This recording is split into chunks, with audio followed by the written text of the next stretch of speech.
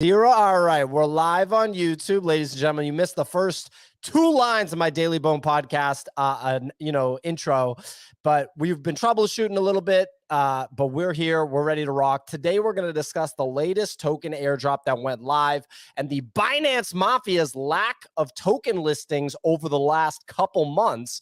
We're also going to discuss all things politics and crypto, considering Donald Trump was announced to be a speaker at Bitcoin Nashville in 2 weeks. So that's pretty interesting. And last but not least, we should touch on the MicroStrategy stock split and whether Coinbase will do something similar in the next year and a half, which would be very interesting, I think. But let's just get into the weather report. I think you guys might have already troubleshot Signal's audio for that, and we have troubleshot. Yeah, we've troubleshot. So let's get this on the road. It's coming in nice and clear, at least on my end, on Thursday, July 11th. Looking at the crypto roundup, the majors are all back on a bullish CPI print this morning, with Bitcoin up 1% to just under 59,000. We're creeping towards 60K again. Ethereum is up over 2% to 3,200, and Solana is up to $144. Bitcoin Stacks L2 was the biggest top 100 mover of the day. That is up 12% to a 2.4 billion market cap.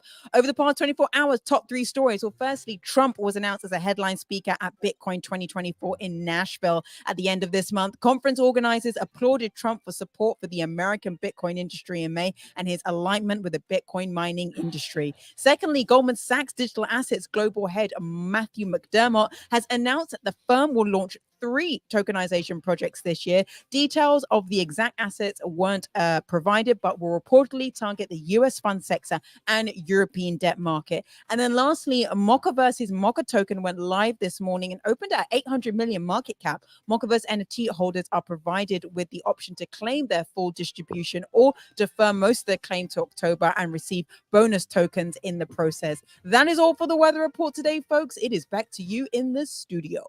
Fantastic weather report as usual, Sig, and loving the refined audio.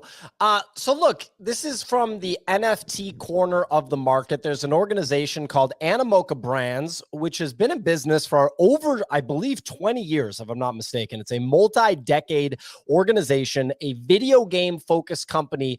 Want to say they're based out of either Australia or Asia. One of those places. Hong Kong. I think it's Hong Kong, yeah. There you go. So Animoca Brands has been around for a long time. When NFTs rose to prominence, Animoca Brands saw an opportunity to integrate NFTs into their already, prospering video game business. So at this point, they also run one of the leading crypto, really you'd call it Web3, the sort of corner of the market for NFTs and crypto gaming. It's often referred to as Web3. So they run one of the leading Web3 investment funds. And so they've invested in a ton of different organizations, a ton of different gaming entities in crypto. And now the token, which is is it the Mocha token? Yeah, it's the Mocha token. The Mocha token now is coming out. Or it came out, it went live at 5 a.m. Eastern time today. And this is over a year after their NFT project minted. The NFT project is called Mochaverse. Okay, so we saw that, over a year ago, right? So there's, supply of tokens, unless you're a real junkie, doesn't really mean anything to anybody, but it's just under, it looks like 9 billion supply of the token. It opened at $800 million. Is that right, Clemente? Yeah. $800 million FDV with a 14.4% float. If Easy was here, he could give you like a simple technical breakdown of those numbers, but I'm not qualified to do so. Mochaverse NFT holders are presented with an option here. They can either, number one, claim their full allocation now, which is worth just shy of $7 grand at the current price. So if you had that NFT, effectively today is a $7 grand airdrop. Wow, per NFT, Clemente, each individual NFT. Yeah, holy. But that's it. Yeah, it's the common theme we're seeing now, Pio, with like NFTs getting a token. It's where you get like a specific amount and then it's vested to try to keep the NFT still relevant. But yeah, it was a $7 grand airdrop right now at current price if you claim your full allocation now. So if somebody had like 20 of these NFTs, which some people do, they got like a 6-figure airdrop. Yeah, but keep in mind this was a 4 ETH 4 ETH floor price. So this was at like 12 grand and it's now crashed to 1.6. So the amount that it's crashed is pretty much the value of the airdrop. As we see that happen, but the original price wasn't 4 Ethereum. No. These were like at like 1 ETH for quite some time. For a really long time. Yeah, I remember, I think it was last year, I want to say around, I think it was like September, October is when they started pumping pretty aggressively. And then they went up to over, I think they almost reached 5 ETH at one point, almost 5 ETH. I seem to remember all in the back of this token speculation. But this drop this token launch has done pretty well considering the environment that we're currently in. And I think, given how flat Web3 gaming is right now, I think this is holding pretty strong and could be a very interesting one to potentially have in the portfolio if you want exposure to gaming and you want exposure to Animoca. Off the back of what Kix was saying earlier in, I think this month, he was predicting that gaming is going to kick off around October, November time. And given where this is right now, I think it could be if I wanted to have exposure to gaming without having to hold the individual games, but have Animoca, I would want to hold this. Yeah, there's this one. There's Ronin token, Ron, ticker Ron. Prime is exposure to a specific ecosystem / game. And then obviously there's a bunch of other specific ones. Are there any other network style ones, Clemente, besides Mocha and Ronin?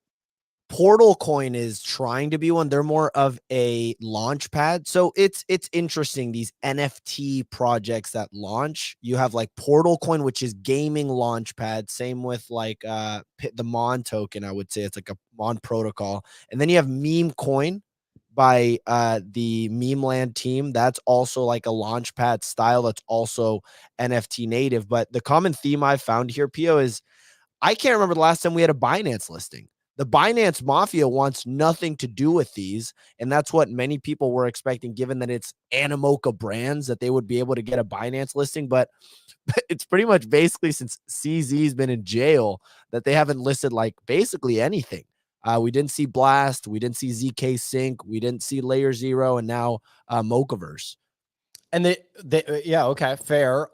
Greeny in the YouTube comments pointed out that IMX, Immutable X, is another gaming network token. That is absolutely correct, Greeny. So look, we're gonna get through this in just a second. So Mochaverse, this token airdrop, the second option. So the first option we talked about was people that had the NFT could claim a full allocation just shy of 7 grand at the current prices. The second option is claim 35% now, lock up the rest of the claim until October. And if this option is selected, they'll receive an additional 40% allocation and an entry for a chance to win a Mocha lottery pool. So it's interesting. It's interesting that it's only locked up till October. That's such a short time frame. And let me just comment here. I can't wait to see how this stuff develops over years and like, quite frankly, over the next decade, because all of these token airdrop, token allocation mechanics are so loosey-goosey with no set parameters. Like, essentially, there is no standard. There's no standard yet in this industry for how to do this, / we don't know if this is even going to be a thing anymore in a few years. Like, we just actually don't know if this is even going to be a thing. So it's interesting to watch people essentially throw a dart at the board and just be like, hey, I hope it hits. I don't know. Like, because it's like, it's pretty arbitrary. Even your smartest, like, quote, smartest crypto person is just winging it, because there is no standard, and there aren't even really many examples. And the examples that we have, it's not like you can point to one and say, well, they did it right. Because you also need a long time to go by to figure out if people did it right. So it's such an interesting experimental period of time. So we'll see how this one goes, where you claim 35% now. Like, how do they come up with the 35%? Like, it's literally a random ass number. And I'm not throwing shade at them. I'm just pointing out you kind of can't win if you're in their spot. There's no standard. There's no example that you can turn to. It's literally guys in a meeting just being like, 35% sounds good. Like, how'd they come up with the supply? Like, these are random ass numbers. So it's interesting. Real quick, some commentary here. Well, Clemente has a whale.swoosh tweet here that forget that. Okay, Clemente's waving me off. Fuck that guy, I guess. No, just kidding. Like Pio, there's one piece of information you shared which I thought was quite interesting. You said Animoca's 20 years old. I knew they were old. I didn't know they were 20 years old as a company. So to see them come out with a token where you can fully vest it at the end of October and get an extra 40%, and like we've just spoken about what Animoca actually stands for within the space. I think that's it. Like, I think that's really interesting. Most tokens I do not like to vest simply because they all seem to, well, at least the ones I have, they all seem to head down by the time you're allowed to unstake them. But this is one which is unlocking potentially in the moment where we've been talking about things should be kicking off in October. Like, that's what, from gaming, from macro. October is really not far away. It's literally around the corner. And again, it's Animoca. You're saying, like, this is the company that other projects go to in order to partner and to launch things. So if there was any token I was going to stake and vest potentially until October, this would be it. I think the Mocha token is really interesting. Yeah, you can make a case for a lot of these different tokens. It's really hard to figure out if the token price is going to go up. It's hard. Real quick, so I was wrong. And so we interviewed the CEO of Animoca Brands, maybe the whole organization, the full, I don't know if it's just one region, but we interviewed Robbie Young a while ago. It was a great interview. He's a very, very sharp guy. I mean, obviously he's, the CEO of a pretty significant organization. And I got that 20 years comment from remembering that. So I was actually wrong. The Animoca Brands, as it stands today, the Animoca Brands Corporation, literally in its current format, was actually founded in 2014. So it's 10 years old. However, the mobile games development organization, Animoca, which is what I was referring to, was around at least for an additional 3 years, as far back as 2011, but maybe more. I'm having trouble figuring out the history here based on a quick Google search. But bottom line is it's like 13 years or something like that, that the organization's been around. Hard to tell how long it goes back before 2014, which is its current form, founded by Yat Su, who's like the kind of name that's associated with Animoca Brands. The fact that they've been around for 14, even if it's not 20, 14 years. I mean, look at the NFT projects that have been around for 3. They're all rugged. Like 90% of them are rugged. And these guys have actually been around for more than a decade. I think the to have the pedigree to be able to produce products and services for that amount of time, for me, makes them the benchmark of what a token launch and a token can potentially do in the future within the gaming sector. Yeah, it's really hard to figure it out. It's also hard to say, like, what's the token for? Like, the two sides are like tokenize everything, right? So you got Larry Fink and other people talking about tokenize everything. We're gonna segue into Goldman Sachs launching 3 tokenization projects this year. So that's really big stuff, right? So on one side, you have tokenize everything, and for example, the stock market is inevitably going to be tokenized because the current format of the stock market's stupid compared. Like, now that you know what's possible, it doesn't make sense to have the thing trade between 9:30 and 4 or 5 days a week. Like, it's just dumb. Like, that's not necessary. And it doesn't make sense to, like, this whole MicroStrategy stock split is just unnecessary because, like, you shouldn't have to do a stock split. You should just be able to have natively fractional exposure to the different assets. So you have that on one side, but then the other side that you have is you have people essentially abusing the ecosystem, in the sense that I was out to dinner with my friend the other day, and he knows, like, people in the crypto VC space, which obviously we know as well. And, like, for example, the fund that led our round, Boost VC, they do not operate like this. They're not, and by like this, what I mean is a lot of these people are just finagling for an exit scam is the way I kind of described it. So, and basically every single person, with very few exceptions, less than 10 or 15 exceptions in the NFT space from 2020, was just finagling for an exit scam, including some, like one or two of the major brands right now that are still quote major brands. But like Boost, for example, who led our round, they're not finagling for an exit scam. They're looking for like real promise in the venture world. They were early in Coinbase, and Coinbase is now like a $50-60 billion publicly traded company. That's the real shit. You know, Peter Thiel invested in Polymarket, as we discussed yesterday. That's like some real shit. That's not finagling for an exit scam. But so many of these people, it's almost like they throw something together. They like build something, throw something together. And the whole point of it is to launch a token on the back of it. And then after that, it's like, well, I don't give a fuck what happens after. Like, nothing's going to happen after that. I got the fucking exit scam. That was what I was going for. That was the whole point of the whole thing. And it's like, dude, that's not the way it's going to go over the next half decade or more. Like, that's going extinct. You're not going to be able to finagle for exit scams. What is up with this word finagle, P? You've now said it 5 times in less than 2 minutes. I mean, I love it. It's a great word. It's a great word. But yeah, finagle. Can I have another sentence where I can use finagle? I just like the word. The VCs are also, they're finagling their way into these exit scams, Pio.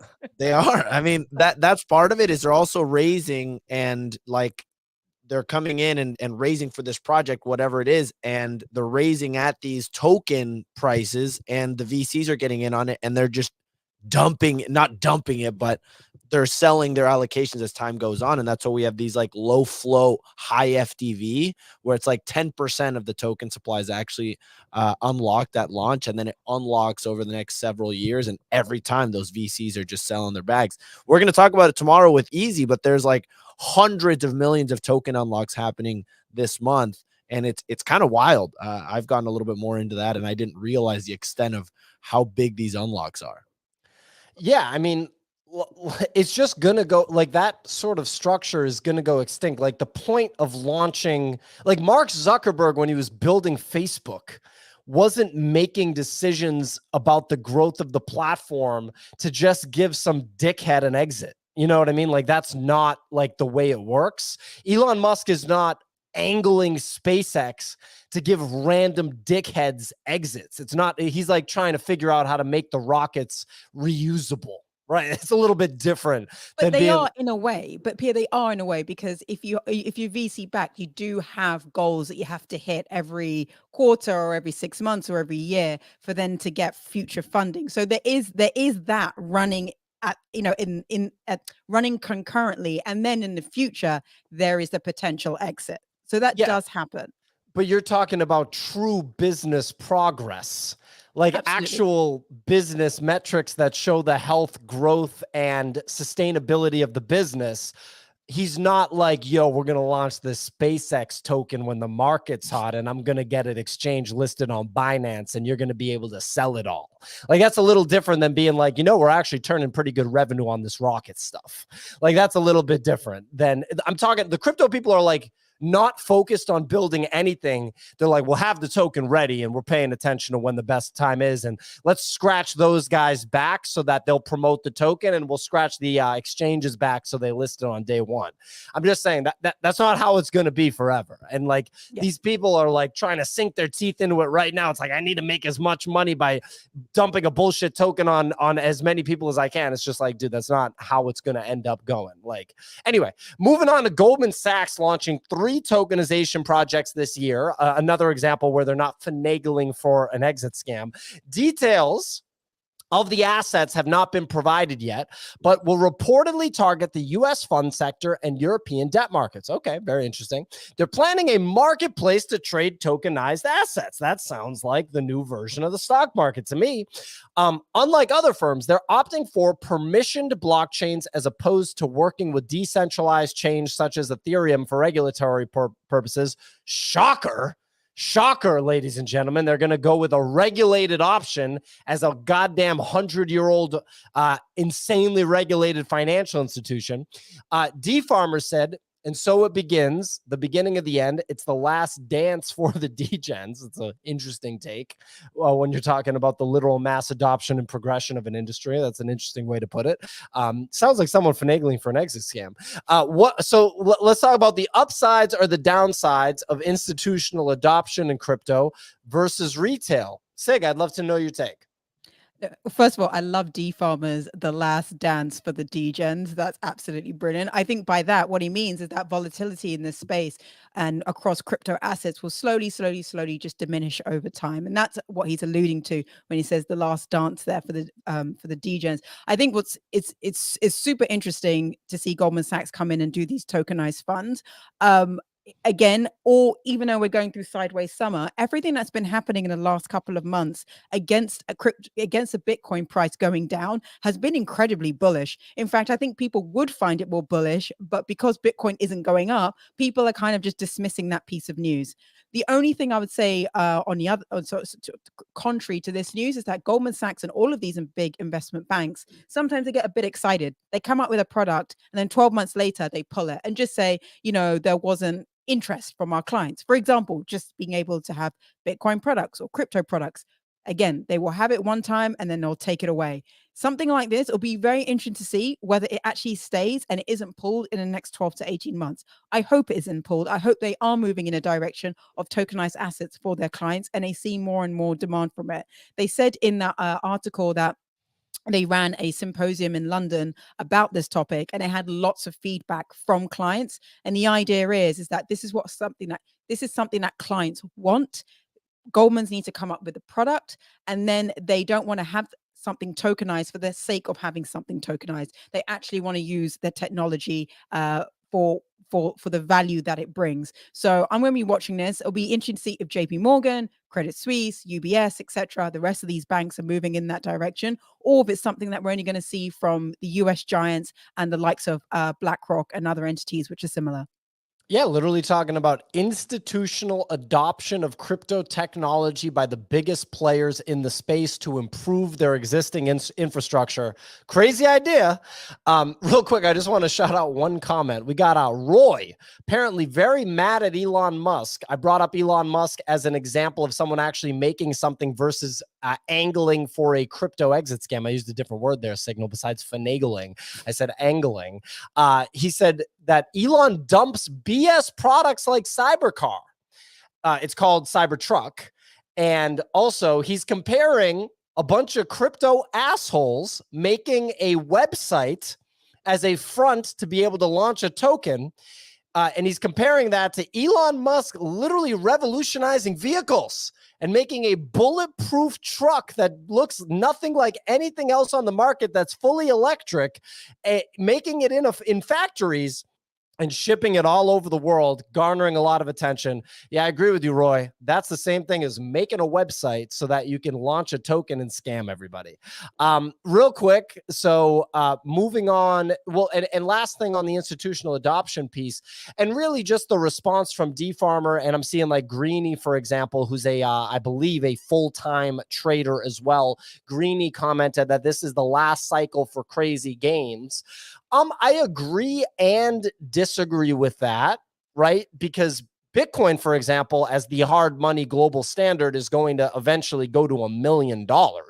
So if you don't consider that like an opportunity for crazy gains, then I don't really know what you're talking about. Like anybody listening to this can just take excess value that they're creating in their lives, their extra money, and save it by plugging it into the Bitcoin network and then walking away and being giga rich over the next 20 years in a way that's never been possible before. So I kind of view that as a pretty good opportunity. But I don't think that you're going to be able to buy, butthole token or armpit token and have it go up by 2000x. By the way, the people that are buying those are also then losing all that money on the back end. Otherwise, every single crypto trader would be so rich, they'd have houses in the Hamptons and all that shit. So it is kind of two-sided. It's not like people are getting rich now anyway, for the most part, right? Clemente, it looks like you really want to say something. No, I was gonna say that's like you're making me laugh. I don't know why you're making me laugh. Bitcoin going to $1 million in like 2032 is for them is like boring. Like me at 10x in 2 hours, dude. Like, come on. And let me lose it 12 hours after, right? Like it's like, dude, yeah, go ahead. Sorry, but I was going to say, I do actually agree that that this kind of will be that last cycle, because we're going to see as you see more of these legitimate players coming into the space, regulation can only go in one direction as well, which I don't think is going to get any looser, right? We're already in like the wild west, if you like, of crypto and being able to launch these random ass tokens, as you're talking about, Pierre. So is that type of thing going to stay? No, I don't think that type of thing is going to stay. And I think the assets which have been established for much longer and have built a stronger community and have shown that they're actually delivering to that community products and services that they like, they will have a huge advantage. And I think all the boring stuff that people are like, boring, you're not in crypto if you only own Bitcoin, Solana, and ETH, I think all that stuff over the long term will have a much higher chance of appreciating than all this random stuff that's just, it's just gonna completely disappear. And the more I think about it, I love DeFarm as the last dance for Degens, because it really is. What year that will be, 2025, 26, I don't know, but it definitely feels like there will be diminishing returns and less volatility to come, for sure. Yeah. I mean, I'm gonna make people so mad, but I'm gonna say the quiet part out loud, as people say. The Degens aren't getting rich now. Otherwise, I'd be like, when I go to the Hamptons for a weekend, I'd be renting the house from the Degens. Where are all the Hamptons is not run by the Degens right now. If you go to Monaco, it's not a bunch of Degen NFT traders there. So what does it matter? The Degens aren't getting rich now. They're just saying, like, you're going to take away the way I gamble right now. You can do sports betting, man. Polymarket's giving you a beautiful avenue to gamble in. The Polymarket gambling is the coolest gambling I've seen in a long time. Why are you so upset about you're like, we must gamble on shitcoins and make the money one day and lose it the next day. We have to do that. Get on Polymarket, dog. Like, that thing's going to go public. Polymarket's like very, very dope for gambling, it seems. Clemente, you read it out, this CPI print. We're running through this, dude. We're running through this, man. What, you're trying to take away the CPI print discussion? Absolutely not. Absolutely not. Anyway, and real quick, last thing is on the quote investing front, and my guy over here, what's his name? I want to shout him out. eBrink said, yeah, there's no crazy gains in traditional stock market. Cough Nvidia. Nvidia's outperformed Bitcoin over the last like 6-7 years. Nuts. That's the most insane thing. Jensen Huang should be heralded as like the god tier entrepreneur. I mean, it's just insane. God tier CEO, one of the longest standing Silicon Valley CEOs. But anyway, yeah, I mean, look, investing is supposed to be niche. You aren't supposed to be required to invest to preserve your wealth. The only way that that's a requirement is if your currency is being debased, which since 1971, we've been in a currency debasement mode when we came off the gold standard, right? In a normal situation, you're supposed to just be able to save your currency, and that should be okay. And investing is supposed to be niche because it should be really hard to outperform your baseline currency. And we're now getting back to that, where you should just invest in Bitcoin, right? And it's going to be really hard to outperform Bitcoin. And look, some people are going to do it, obviously, but the point is you should just be able to save money. And now we have Bitcoin so that you can save money in that. And outperforming Bitcoin is going to be insanely hard. That's why investing is like niche, because it's going to be like, well, I'm not going to outperform Bitcoin, so why the hell would I just do anything besides Bitcoin, right? So CPI print, real quick. So for context, ladies and gentlemen, if you're unfamiliar, CPI is the Consumer Price Index. This measures the average change in consumer goods over time. You can also chalk this up to what the metric that they use to measure inflation. It is certainly a flawed metric, because as inflation, has continued to rise over the past, call it half decade, more and more, asset class or more and more goods, I should say, are being removed from the CPI, from the index, from the Consumer Price Index, which is pretty funny. It's kind of like moving the goalposts in the game in many ways, but it's still a metric, and we'll still look at it. So the metric represents consumer inflation, and lower inflation will lead to QE, to quantitative easing, in other words, money printing, and rate cuts from the Federal Reserve, which is what everybody wants right now. Rates are quite high. If you try to buy a house right now, your monthly payment's going to be super duper high. By the same token, you can get a lot of interest on your cash, but they're making more cash, so the value of your cash is going down. Tough situation if you're living paycheck to paycheck. So anyway, CPI results this morning, month over month. The CPI dropped 0.1% versus an expectation that it would raise 0.1%. Year over year, the CPI came in at 3%, which was below the 3.1% estimates. So now if we look at the Polymarket odds, my new favorite company, Polymarket, the odds of rate cuts, Clemente, can we pull these up, please? The odds of a September rate cut are up 10%. To 85% at this point. The odds of a third rate cut, that's aggressive. The odds of a third rate cut are up to 25%. So the market, the Polymarket, if you will, told my friend about Polymarket yesterday. He said it sounded like a polyamorous dating website. I was like, I think only you think that. Only you think that. I don't think anybody else thinks that except you. Literally said they're going to have to change the name. But yeah, it sounds like a cool platform. I was like, I don't know, dude. I don't know what you're thinking about all day. But anyway, Polymarket showing us how the market is pricing in, odds for this stuff. So we can quickly discuss this and then we'll move on. But Sig, any thoughts on this? Well, it actually reminds me of Ray, our quant, his little game we played on Tuesday, which was, do we see 2 rate cuts this year, or do we see 2 NFT projects over 30 ETH? So far, I think Ray might be winning on the interest rate cut side, because yeah, I think we get at least 1 happening this year. For it to come under 3%, everyone's going to get very excited because it came in below expectations. Yeah. I mean, basically, this is I feel like we've been talking about this on the show pretty much for almost 9 months about all of this coming to fruition. And now the data is moving in the right direction of inflation coming lower, interest rates going down, going into election. Can't go into an election with a weak economy. No one gets elected on a weak economy. You have to have a strong economy.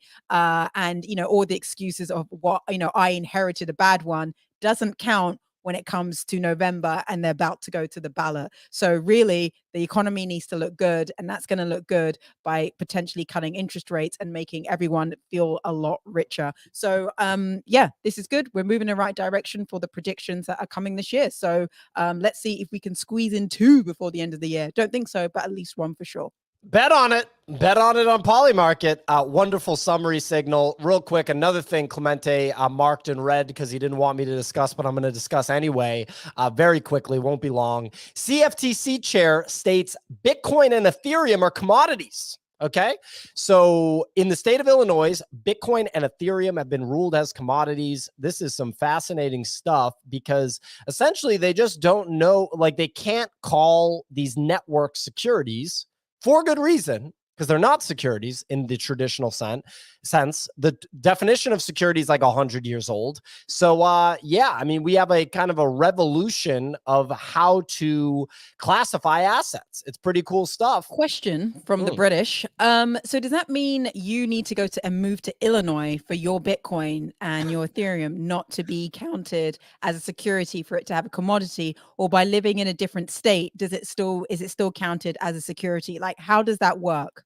No, they've never, they're not currently classified as securities. They were never classified. The only one was XRP was, that the whole XRP situation is the kind of flagship, security versus commodity case in crypto. And then the letter to Coinbase last year from the SEC, or last year, where Solana was mentioned specifically, which prompted Robinhood to delist Solana, is kind of the other one that you can point to. But it's there's never been anything Bitcoin is not a security. Who's going to go to jail from Bitcoin? Satoshi, the Japanese guy with the name Satoshi Nakamoto, that guy in the pictures, there's literally no one to send to jail, right? So Bitcoin is a commodity, just like by definition. It's just like gold and silver. Ethereum is more complex, but it seems like it's trending towards, well, it's not a security is the thing, because it's an open network. So it's not a security, and there's no like CEO. I mean, you can look up the Howey test, which is how they still classify securities. You can watch the stupid videos of Gary Gensler talking about the Howey test, which is quite frankly a waste of time, because that guy's gonna be out, and that guy's a flip-flopper that's owned by, you know, big politics. So like, there's no point in even discussing it. All that you can say is over the next 5 to 10 years, the classification of these assets is going to get pretty interesting and pretty spicy. And I actually think they might have to create a new sort of definition for some of these crypto networks, because they're unlike anything that we've ever seen before, because they're technology based. So it's really the technology based solution to financialization of assets. There's a lot going on. So we'll move on. Signal, anything else on that? It's just me trying to understand US geography. So that means I basically don't have to move to Illinois if I was American. I can stay in my non-Illinois state and then just wait for the US to basically classify all of crypto as commodities. I know this is a huge win, but I'm just trying to understand, like, do you have to wait state by state for crypto to be classified as a commodity? Or do you just have to just wait for the new SEC chairman, whenever they should come in, to just give a sort of a wide state announcement that all crypto is a commodity? We're not moving to Illinois, Sig. I'm not trying to move you to Illinois. I'm not gonna. Hey, I don't want to go to Illinois. I do not want to go to Illinois. I'm sure it's a great place, but I don't want to go to Illinois either. I'm just trying. We have the ETFs. We got the ETFs, Sig. The cat's out of the bag. We have the ETFs. We're good. As soon as the ETFs came out, that was the biggest thing to ever happen in the history of Bitcoin, period, and quote crypto, period. ETFs, the cat's out of the bag. You're not putting the cat back in the bag. As soon as the ETFs came out, it was an absolute wrap.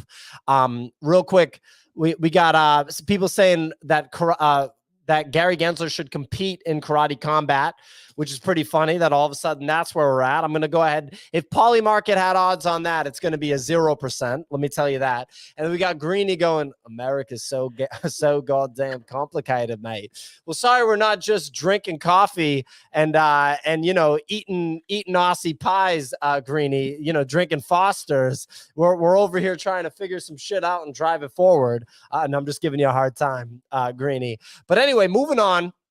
We got a nice little 10-to-1 stock split that's about to occur in about a month for MicroStrategy. The MicroStrategy chart today just went piss missile to the upside. MicroStrategy is up 216% on the year. Bitcoin's only up 91% because MicroStrategy is effectively a leveraged bet on Bitcoin that goes up more than Bitcoin and goes down more than Bitcoin. When FTX went down and Bitcoin went down to $16,000. If you all just stopped panicking when that happened and realized what Bitcoin was and said, well, how do I get exposure to Bitcoin in my IRAs? Let me buy MicroStrategy. Comente, look up the November 2022 price of MicroStrategy, please. Let me take a look at that. November 2022. Oh, wow. The bottom was after that? Let me see that bottom price. May 2020. What? June 2022. June 2022 right here. $167 for MicroStrategy. It's now 1,400, and the local top was like something like nearly $2,000. This thing's been a piss missile. Mike Alfred thinks it's going to go up to 5K next year, and you can adjust for the stock split. What's up, Clemente? No, this thing it was at 160, 140 in December of 2022. And so in early 2023, this thing really, I mean, it didn't do anything all of 2022. I mean, same as if I think about it, I guess ETH was at like low 1000s back then too. So I literally bought MicroStrategy earlier this year when the ETF came out, and I realized we weren't going to get exposure to it in the UK. And I was like, this is so unfair. And then I was having conversations with somebody and they were like, yeah, but couldn't you just do it through MicroStrategy? And I was like, yes, you could. And that's when I invested. And it has just been, it's one of the most beautiful stocks to look at in my portfolio because it's literally beaten everything else. And it's just, it feels like it's just been up only. And obviously, like you're saying, Pio, it is a leverage bet. So it can obviously go completely in the other direction as well. But as we go forward, MicroStrategy just keeps adding Bitcoin to their portfolio. Other companies keep adding Bitcoin to their portfolio. I think they're going to look in the next 5 years, MicroStrategy is going to look like a very, very, very smart company to be invested in. It's not in the Magnificent Seven, but they might have to quote the Magnificent Eight.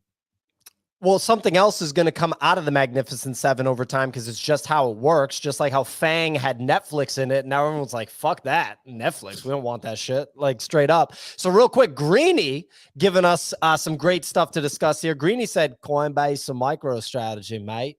And so when we were running that Bitcoin show and I was talking to very interesting people on a weekly basis that, have very sophisticated thoughts about this stuff, I asked every single one of them Coinbase or MicroStrategy. All of the people that analyze markets in any way, I asked about Coinbase or MicroStrategy. And as you can imagine, you get a very varied perspective when you have those discussions. It's a very complicated talking point. It's hard to get to the bottom of that one. Coinbase is kind of like exposure to the entire crypto space as a bit of an index because you can buy so many different crypto assets on Coinbase. They have a proven business model that has product market fit. They have a young, very capable CEO in Brian Armstrong. It's a beautiful organization for sure. MicroStrategy is you have the guy that's buying Bitcoin forever. He's buying the top forever, and he's never, ever going to sell it. And he's using leverage to buy it. And his leverage is beautifully structured so that even when Bitcoin unexpectedly went below previous all-time high during the crash of the last bear market down to 16K, never saw something like that happen before in the history of Bitcoin. He did not get liquidated, not even a little bit, right?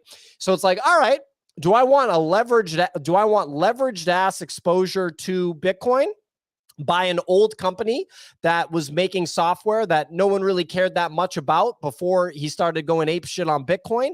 But then maybe he's going to start building on Bitcoin now because he's a software company that's completely obsessed with Bitcoin. And so maybe they'll lead the way in Bitcoin development as a publicly traded company. And they're going to make their way into the S&P 500 literally inevitably, probably sooner than you'd think. And maybe maybe become a Magnificent Seven-ish stock in the next 5 to 15 years, whatever the new version of that is that going to happen? Or do you want the quintessential crypto startup with true product market fit that's kind of like exposure to the entire crypto space with the young promising entrepreneur that maybe will have an index like the Coinbase 100 in the next X number of years that has a layer 2 called Base that's actually one of the most promising, that isn't finagling for an exit scam and is actually creating true value on the Ethereum blockchain? Which one? It's really hard. Or do you want to go down the Bitcoin mining route? Because now the miners are getting into the AI space because AI needs a lot of computational power. And they're looking at the Bitcoin miners and they're like, well, look at you guys. You guys are doing some pretty cool shit. We can probably plug into your businesses and get some real progress. This is why investing's hard, man. No one fucking knows. It's hard. I don't know. Singer, you got any thoughts? For me, yeah, no, I really like MicroStrategy. There was an accounting rule in the US that was changed recently that allowed for Bitcoin to be recognized as an asset on the books. And that made a huge, huge, huge difference to companies like MicroStrategy that have Bitcoin in their portfolio. Because first of all, it means that it doesn't look like you're running a deficit or your assets, or so you have more liabilities than you have assets. And then secondly, it allows them to be able to take that Bitcoin and be able to use it in other ways to get loans and to do all this other sort of fancy structured products, which they previously couldn't do just because of this accounting rule that they had. And so if you think about the direction that crypto is moving in, and as it's being recognized, it just sounds like more companies are buying it to have on their books globally. And so this will be an asset that will also be used to be able to get leverage in the future in other ways we can't even think of right now. I find it super interesting. So for me, it's MicroStrategy. I'm obviously biased. I already own it, but I don't think owning Coinbase is is also a no-brainer as well. It's an absolute no-brainer to have that, and I would have both. Yeah, I mean, look, my mom has more MicroStrategy and Coinbase than I think most of the people listening. And that should make you feel uncomfortable if you're listening, that like my mom's just bodying you. Like she's throwing knees at your fucking midsection. She's throwing down elbows on you. And it's like, what are you doing? I thought you were a crypto person. This lady's in her 70s and she's just got so much exposure and it's just going up and she's not selling. Clemente? What's your average buy-in price? Do you know for MicroStrategy? Do I know? Who do you think the broker is, Clemente? Who do you think the broker is, dude? We're going to lock in some average prices real quick, super fast. Clemente, there's some fun comments here. There's someone pointing out that Brian Armstrong is also bald, which, by the way, my mom's accounts are up $7,500 in the first 22 minutes of trading right here, which, this is the first time I logged in for the day, so I didn't know. So we got one account where her average cost per share on 31 shares of MicroStrategy is $571. So I'll give you a hint. After this 10-to-1 stock split, that's 310 shares of MicroStrategy in this account. She got 187 shares of Coinbase in this account at $142 average price. How many shares of IBIT are in this account? Let's go. How many shares of IBIT, the Bitcoin ETF? Tell me, Clemente, how many? What's IBIT at right now? IBIT's at $33. How many shares, Clemente? Quick, man. No one cares about this. 10,000 shares. 10,000. Jesus Christ, Clemente. 10,000. Holy shit. It's 1,184, Clemente. Jesus Christ. Wait, what was that? Did I do my math wrong? 10,000. I mean, that's a lot, bro. That's some real shit. That's some real whale shit. But Clemente's never in a broker for his mom. No, I did my math wrong on that. That's something. All right, other account. Wait a minute. That's the same account. Sorry. Oh no, okay, here we go. 96 shares of Coinbase in the other account, 13 shares of MicroStrategy, and another 1,050 IBIT, and a position building in FBTC, and that doesn't stand for fuck Bitcoin, ladies and gentlemen. That's Fidelity Bitcoin, 25 shares there. So you're listening, you're at home, you're a crypto person. I don't know why my mom's got a bigger stack than you in the traditional financial accounts, and it ain't selling. So the stack ain't gonna go down, ladies and gentlemen, and the average costs are so low that even in the next bottom will still be up. And that's what getting rich over a long period of time actually looks like. Anyway, moving on to politics. Got to get rich with this shit, man. It's not supposed to be gambling and getting lit up one day and then having 1,000x the next day and then losing it all the next day. It's about buying the house in the Hamptons and renting it out. That's what it's about. So as United States politics are heating up with the presidential election this November, we're going to discuss different scenarios and what it could mean for crypto in the United States. Trump is headlining the Bitcoin Nashville Conference, which is nuts. And we're going to be in Nashville for that. We're going to go because we're partnering with Karate Combat, so we're going to be over there. We are not going to get to meet Trump because everyone and their mother in the Bitcoin community is going to be like about meeting Trump because the Bitcoiners are a bunch of big babies and they're really petty about that shit, and they're all going to be obsessed with meeting Trump. Anyway, this is happening July 25th to 27th. It's literally 2 weeks away. Independent candidate Robert F. Kennedy's also speaking, and he's going to probably talk about like doing acid and all this stuff or whatever he talks about, whatever wild shit he's going to bring up. And then so apparently he has the most crypto-friendly policies. Previously stated that he wants to put the U.S. budget on Bitcoin, on the blockchain, which obviously is like a very cool idea, but it's insanely unlikely that he'll get elected. Trump, the actual official Trump policy on Bitcoin, by the way, I'm not stating a political position here, ladies and gentlemen. I'm presenting the information in a neutral way, so do not get mad as I read this out. The bottom line is that the Republican position on crypto policy that was released this week and was commented on by Mike Dudas, commented on by Nick Carter, obviously commented on by Ryan Selkis because he's been going so hard on this, is check this out. Crypto innovation should live in the United States. That's one. Proper rights for Bitcoin mining in the United States. That's two. And get this one, proper rights for individual to self-custody their crypto assets. So essentially a libertarian position on self-custody, which is actually the most important one out of the three. Obviously, the first two have to do with the United States economy and ensuring that, progress when it comes to, the industry of crypto lives in the United States versus living in other countries, and allows entrepreneurs like us and our organization, other entrepreneurs that are actually building crypto-based products, it affects even more. But the bottom line is that innovation does not exist in the United States right now because of regulatory issues like Polymarket not being able to operate in the United States, for example, even though their operations are here. But the third one is the self-sovereignty, option, the libertarian benefit for individuals. So that one's really, really important. Trump's become increasingly more crypto friendly since May 21st during that NFT, the Trump card NFT gala dinner. I would argue actually it's since Vivek dropped out of the Republican race is the actual starting point. And since Vivek started like chatting with Trump, yeah, so I'll stop there for a second. I'll let you guys comment, then we'll talk about the Polymarket odds on Biden. I'm very curious to see how this this chat goes. It's in 2 weeks is not a lot. And Bitcoin Nashville, even the speakers on that outside of Trump are pretty impressive. Like Kathy Wood, they're bringing the heat. They got. I hope you can get Kathy Wood if you're doing the fucking Bitcoin conference. If you can't get Kathy Wood, I don't like who you're gonna get. That's true. But yeah, overall, you're gonna be there, Phil. You have to be like all over this. You gotta try to get your paws on some Trump coverage. Because I'll be wrong. The Bitcoin events are so dumb, dude. This is gonna leak now, and I'm not gonna be allowed to go to anything. But I can't do it with some of the Bitcoiners, man. I really can't do it, man. Like because think about this. A lot of these people bought a buttload of Bitcoin when it was like $500, $1,000, $5,000, bought a buttload of Bitcoin. They're never going to sell it. They're never, ever going to sell it. They never sold it. Or if they sold it a long time ago, they learned and they stopped selling it. So they're never going to sell it. And it's just going to keep going up forever. It's literally going up forever. It's going north of $1 million.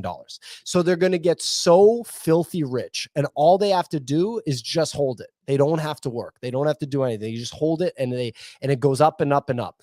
And they might have not been impressive people before Bitcoin, right? So the egos are crazy. And you meet the people, and they're just like, it's just impossible. It's impossible to communicate with them. So we'll see. We'll see how it goes down in Nashville. They got some good speakers on there though. They've got Snowden. They've got Snowden, man. That's a good one. No, not Kathy. So can you bring up Russell Brand? Russell Brand's really funny. He's really, really funny. Honestly, yeah, honestly, if I was going to listen to anyone, Russell Brand, super intelligent guy, and he's funny. So that's interesting. Saylor, that's going to be super interesting considering what the company's doing at the moment. Trump, try and even get in a room. That is going to be so oversubscribed. And then can you scroll down a little bit, Clemente? Yeah, and then I suppose actually is the ones at the top who are the most interesting. But Vivek. Vivek. Yeah, demoted. They put him on the second, not in the main speakers. He got demoted to all speakers. If Vivek, I think it'd be cool to get a picture with Vivek. I think that's like a good goal, like a realistic goal to have. Russell Brand needs a gig. So it's not actually that impressive that he's here. Russell Brand needs a gig. I can't think of something I want to do less than listen to Russell Brand yap about literally fucking nothing for like 45 minutes. This dude is not going to shut up, and he's just going to have like a very strong vocabulary, a really great posh English accent. I'm assuming it's posh, Sig. I don't know. It is. Okay. Chris Cyborg, MMA fighter. I'll take that one. Cynthia Lummis, the Bitcoin politician. I like that one. Go up a little bit, Clemente, because Dan Held's obviously a cool guy. But yeah, you're kind of getting into the weeds of the Bitcoiners at that point. Go up a little bit, Clemente. Yeah, I don't know. There's so many speakers. This is alphabetical. So look, we're on C. Wow. They will. There's more speakers than attendees is always the joke at these crypto conferences, man. Like Dude, look at this. Everyone and their mother. Is Lynn Alden not speaking? Let me look. Type in LYN. Give it a shot. Maybe not. No Lynn Alden. So yes, so I'm good on Russell Brand just having a good vocabulary. Russell Brand is the English Jordan Peterson. Yeah, no, he is. He but took a ton of drugs in the past and ended up in rehab many times. And also was married to Katy Perry for a little while as well. So there you go. And owns a ton of Bitcoin. Yeah, I mean, it's interesting the way he got randomly blackballed by the entertainment industry. I have no idea why. He's just like COVID. I think it was COVID. I think it was COVID and his views on, you know what? I don't even want to talk about it. It's so boring, but that, you know, the whole YouTube banning thing. If Lynn, that is so true. Is Iggy Azalea attending? If Lynn Alden was there, Pio would have bought the ticket already and have the book in his hand ready to sign. Sign my book, Lynn. Sign my book. I'm sure Trevor can let me in and I'll walk around and be like, this is a great conference. Oh, nice to meet you. Oh, really nice to meet you. Oh, wow. You have Bitcoin? I have Bitcoin too. This is so cool. Trump's the best speaker there, dude. He's going to have the most interesting speech for sure. I mean, come on. Russell Brand, like, okay. So anyway, last thing, Polymarket's odds for a Biden. I think the Biden replacement Polymarket bet is the most interesting one on the whole platform. That's the most interesting one on the whole platform. And yeah, like out of all of them, that's probably the most volatile. And it changes, it seems like week over week.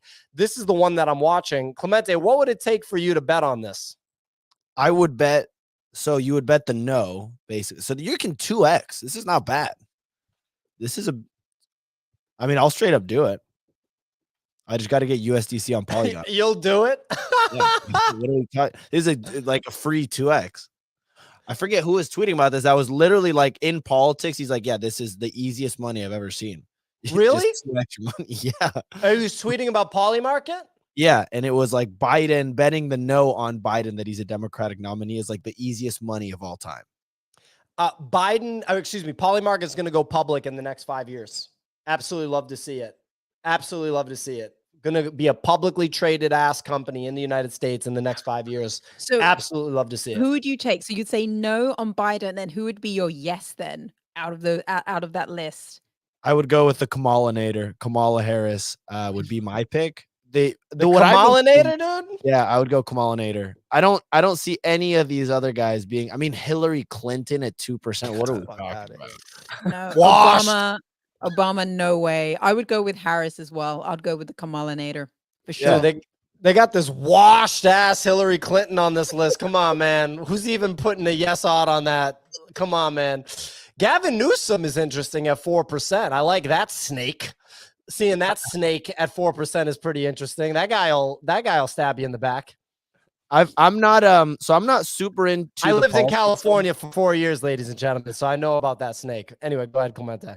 Well, I'm not too familiar or too plugged in with the politics side of it, but I saw a couple tweets that were saying that basically Kamala Harris is going to be chosen because that's the only way they can keep the majority or all of the fundraising they've done so far. Oh, that's right, because it's all about the money. Kix was talking about that yesterday. So they'd go broke if it's not the Kamala-nator. Oh, wow. I think the actual pronunciation should be like the Kamala-nator. Which there you go. Okay, well, this is probably the easiest bet ever. All you degenerate gamblers, we're literally putting it right in front of you right here. Bet no on Joe Biden. It sounds like bet no on Joe Biden on Polymarket if you want to make nearly a 2x. Drop out like pretty soon, considering the elections in November. So you kind of want him to drop out like now, possibly. I'm just saying, in the next couple of days. Easy money. Cool. Easy money. I might have to drop that bet. If you're gonna place a bet, you might want to do that like pretty soon. Just saying. Yeah, so what blockchain is Polymarket on? Is on Ethereum? Polygon. Well, yeah. Let's go. Polygon. So you just gotta get USDC on Polygon. The other thing that I would say, Pia, and this is where it gets a little sketchy, is you can go with the comma token. That's the only one where okay. 10 million market cap. Oh. This is the back end of that bet. This is the back end. You buy it's further down the risk curve. Yeah. The Kamala token's at 10 million. Today's July 11th, ladies and gentlemen. You're listening to this show on July 11th. It's 10:06 a.m. Eastern time right now. We're discussing the Kamala shitcoin on Solana at $10 million. I'm going to say that one more time. You're listening to this show on July 11th. $10 million for the Kamala token. What do you think it's going to be at in October? Come on, man. At least, I mean, I don't know if October, because these like political meme coins can get weird, but I think at some point it has to hit at least 30. At least. Why not a hundo? If she's the nominee, it's got to be a hundo. The thing that sucks is this thing was literally at 3 million 3 days ago. Yeah. You were asleep at the wheel. Asleep at the wheel. I mean, it's this. So the free money, and this is how you know we're screwed. It's not free money, but the free money is Biden pulls out, and you bet no on Biden, and you buy a bunch of the Kamalinator token on Solana. It's July 11th, ladies and gentlemen. You heard the trade. Bet no on Polymarket, on Biden being the nominee. Buy the Kamala SPL shitcoin. I don't know. I mean, like, where's all the meme coin geniuses? Go get your Hamptons house. I don't know what you're doing if you're not doing this one. You'll buy what are you gonna buy? What are you doing instead? Like, is October just too long? You can't do it. I like that trade. I like that trade. I do. I think it makes sense. I really like meme coin stuff that plays out against real life events. I really like that. Okay, I'm gonna do that. I'm gonna take that one, Pierre. We'll see what happens in October. I'll start looking at listings now in the Hamptons. I'm looking for a 4 to 5 bed. 5 bed. Make it a 5 bed. I'm going to buy a lot. It's going to be big guap. You're going to have to hold for a long time for that one. It's aggressive out here. All right, look, ladies and gentlemen, that's our show. We do the show Monday through Friday, 9 a.m. Eastern time, available wherever you consume your podcast. That's Apple and Spotify podcasts, YouTube for the video feed. We also drop the video feed on X platform video. Make sure if you do watch on YouTube, hit the like button, hit the subscribe button. It really helps a lot with the YouTube algorithm. And of course, we love our YouTube audience, the most loyal audience in the whole game. Shout out to everyone listening on Twitter Spaces. Retweet the tweet if you enjoyed the show. Hit the like button on the tweet also. And check us out on other platforms, because we don't even know if Twitter Spaces will continue to exist beyond the next 12 months when you really think about it. We'll be back tomorrow, 9 a.m. Eastern time, available in all the different spots, and we'll resolve the technical issues that we had at the beginning of the show. Thanks for listening, everyone. Catch you guys next time. You heard the trade, July 11th. Say no to Joe Biden on Polymarket. Say yes to the Kamala SPL token. Not financial advice, but if you're a degenerate gambler, I just gave you a little something. Catch you guys next time. Thanks for listening.